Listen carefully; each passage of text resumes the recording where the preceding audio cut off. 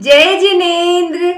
मैं नेहा जैन जैन पाठशाला में आप सबका स्वागत करती हूँ। लोक के विषय में जानने की अगली कड़ी में आज हम मध्य लोक के बारे में जानेंगे। साथ ही व्यंतर और व्यानवंतर देवों के निवास स्थान के बारे में भी जानेंगे। तो चलिए वीडियो को शुरू करते हैं। लोक पुरुष के कमर वाले स्थान पर मध्य लोक है। मध्य लोक जैसा कि नाम से ही स्पष्ट है कि जो लोक बीच में है वो मध्य लोक है। इसके ऊपर ऊर्ध्वलोक है जहाँ देवों का निवास है और नीचे अधोलोक है जहाँ भवनपति और नारकी के जीव रहते हैं। मध्य लोक ही एक ऐसा लोक है जहाँ देवगति, तिर्यंच गति और मनुष्य गति इन तीनों गतियों के जीव रहते हैं। रत्नप्रभा पृथ्वी के ऊपरी भाग पर हम रहते हैं। इसे ही चित्रा पृथ्वी या स्वयं भूतल भूमि भी कहा जाता है। इस भूमि से 900 योजन ऊपर और 900 ही योजन नीचे यानी कि कुल 1800 योजन में मध्य लोक है। इसी लोक को तिर्यक लोक या तिरछा लोक भी कहा जाता है क्योंकि इसी लोक में तिरछे चलने वाले जीव यानी कि तिर्यंच गति के जीव भी पाए जाते हैं। 1800 योजन ऊंचे मध्य लोक की लंबाई और चौड़ाई 1 राजू है। अब मध्य लोक को समझने के लिए इसे 3 पार्ट में बांटा जा सकता है। पहला है ज्योतिष चक्र या ज्योतिष लोक, जिसके बारे में हम पहले ही एक वीडियो में जान चुके हैं।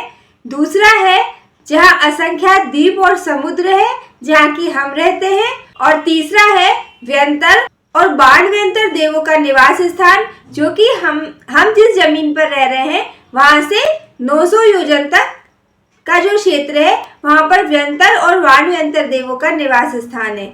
ये तीनों ही पार्ट मिलकर मध्य लोक बनाते हैं। तो आज के वीडियो में हम असंख्यात द्वीप समुद्रों के बारे में जानेंगे। इसके बाद हम देखेंगे कि व्यंतर और बाणव्यंतर देवों के निवास स्थान कहाँ है। मध्य लोक में असंख्य द्वीप और समुद्र है। सबसे बीच में जम्बू द्वीप है जहां हम रहते हैं। यह 1 लाख योजन लंबा चौड़ा है। इसकी आकृति थाली के समान है। यहाँ जम्बू नामक वृक्ष है, इसी कारण इस द्वीप का नाम जम्बू द्वीप है। इस द्वीप को चारों ओर घेरे हुए एक समुद्र है जिसका नाम लवण समुद्र है। तो लवण समुद्र का आकार हो गया वलय के जैसा। जो जम्बू द्वीप है उसका आकार थाली के समान है। इसको चारों ओर से घेरे हुए लवण समुद्र है तो इसका आकार वलय के समान यानी कि चूड़ी के समान है। और इसके आगे आगे जितने भी द्वीप और समुद्र है उन सबका जो आकार है वो वलय यानी कि चूड़ी के आकार का है, क्योंकि ये एक दूसरे को घेरे हुए हैं। लवण समुद्र के बाद वापस एक द्वीप है जिसका नाम घातकी खंड है। उसके बाद वापस से एक समुद्र है जिसका नाम कालोदधी है। उसके बाद वापस एक द्वीप है जिसका नाम पुष्कर द्वीप है और उसके बाद वापस समुद्र है। इसी तरह से समुद्र के बाद द्वीप और द्वीप के बाद समुद्र, ऐसे असंख्यात द्वीप और समुद्र इस मध्य लोक में है। जो आखिरी द्वीप और समुद्र है उसका नाम है स्वयंभू रमण द्वीप और स्वयंभू रमण समुद्र। तो सबसे लास्ट में स्वयंभू रमण समुद्र है। अब जो जम्बू द्वीप है वो 1 लाख योजन विस्तार वाला है। इसके बाद जो लवण समुद्र है वो 2 लाख योजन विस्तार वाला है। इसके बाद जो घातकी खंड है वो 2 लाख का दुगना यानी कि 4 लाख योजन विस्तार वाला है। और इसी तरह से सारे द्वीप और समुद्र एक दूसरे से दुगने दुगने विस्तार वाले हैं। ऐसे असंख्यात द्वीप और समुद्र हैं। अब हम समझते हैं कि ढाई द्वीप किसे कहते हैं। तो हमें पता है कि पहला द्वीप जम्बू द्वीप है, उसके बाद लवण समुद्र है, फिर घातकी खंड है, फिर कालोदधी समुद्र है, फिर पुष्करवण द्वीप है। और इन द्वीपों और समुद्रों का जो विस्तार है वो एक दूसरे से दुगना दुगना है। यानी कि जम्बू द्वीप 1 लाख योजन का है तो लवण समुद्र 2 लाख योजन का, फिर घातकी खंड 4 लाख योजन का है तो कालोदधी समुद्र 8 लाख योजन का है। और इसके बाद जो पुष्करवण द्वीप है वो 16 लाख योजन का है। इस 16 लाख योजन चूड़ी के आकार का जो द्वीप है इसके मध्य में एक मानुषोत्तर पर्वत है। यह जो पर्वत है ये पुष्करवण द्वीप को 2 बराबर भागों में बांटता है। तो जम्बू द्वीप और घातकी खंड तो पूरे पूरे द्वीप हो गए और जो पुष्करवण द्वीप है वो आधा ही है मानुष्योत्तर पर्वत के जो उत्तर दिशा में है उतने ही भाग में मनुष्य रह सकते हैं, इसके आगे मनुष्य नहीं जा सकते। इसलिए 2 और ये तीसरे द्वीप का आधा है, इसीलिए इसको ढाई द्वीप कहा गया है। और इसी ढाई द्वीप में ही मनुष्य निवास कर सकते हैं, इसके बाहर कोई भी मनुष्य निवास नहीं करता है।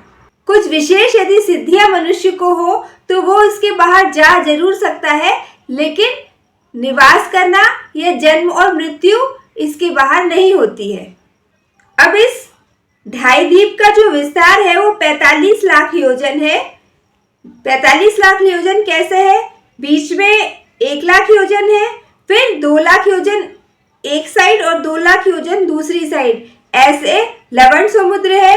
फिर ऐसे ही 4 लाख योजन एक साइड और 4 लाख योजन दूसरी साइड, ऐसे घातकी खंड है।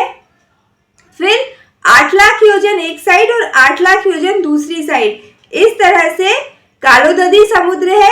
फिर 16 लाख योजन का पुष्करवत द्वीप है, लेकिन इसका आधा ही भाग मनुष्य लोक है, उसके बाहर मनुष्य नहीं जा सकते हैं, इसलिए इसका भी 8 लाख योजन एक साइड और 8 लाख योजन दूसरी साइड। इस तरह से जब हम इन सबका टोटल करेंगे तो वो 45 लाख योजन आएगा।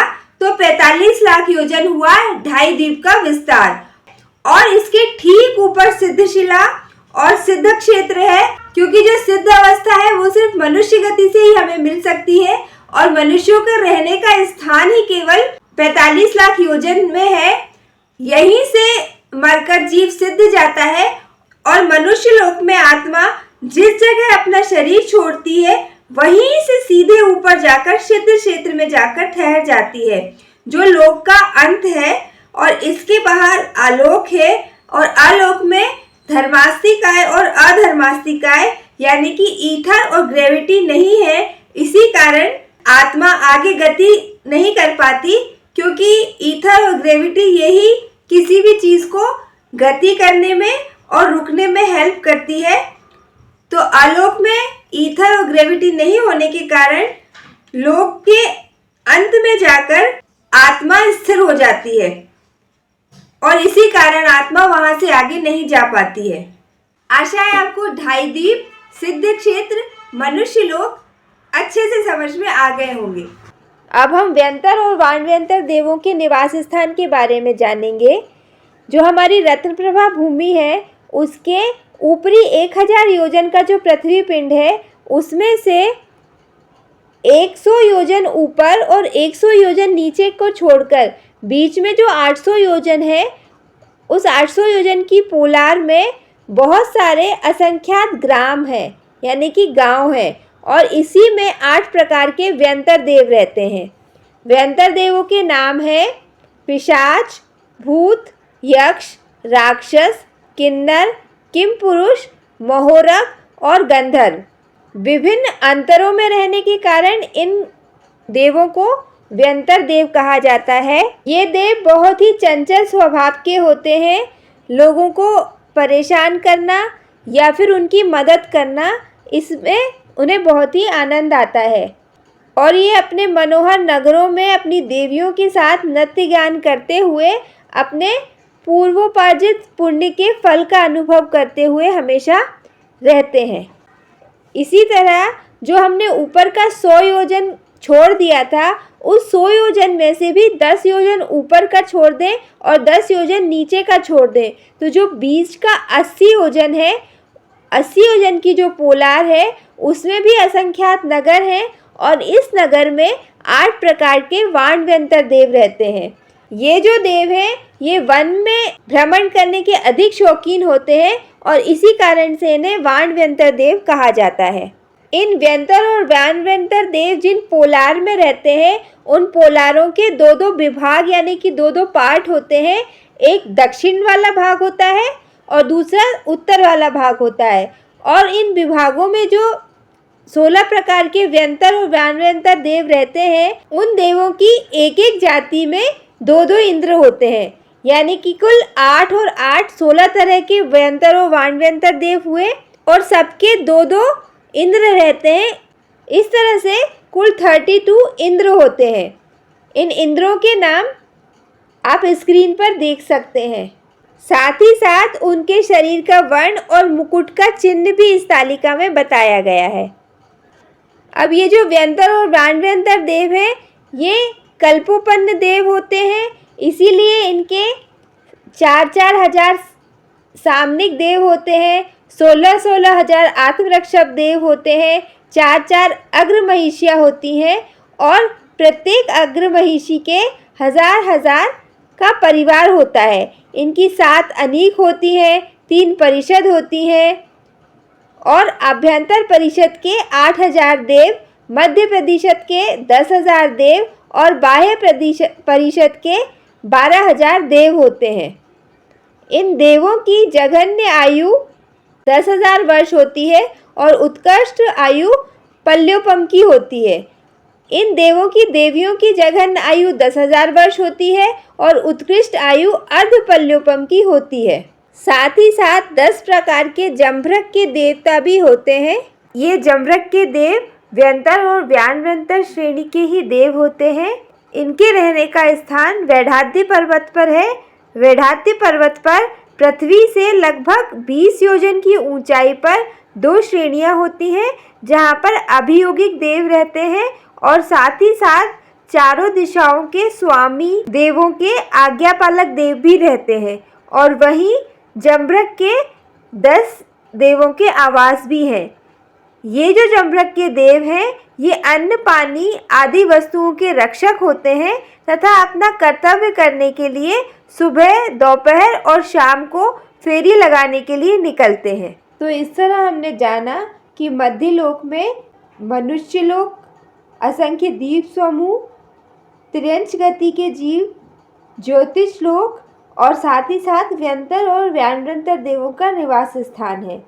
नेक्स्ट वीडियो में हम जम्बू द्वीप को डिटेल से समझेंगे, साथ ही साथ 30 अकर्मक भूमि और 15 कर्मक भूमि और अंतर्द्वीपों को भी जानेंगे।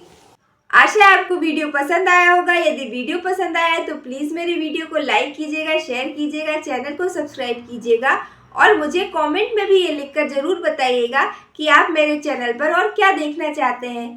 धन्यवाद। जय जिनेंद्र।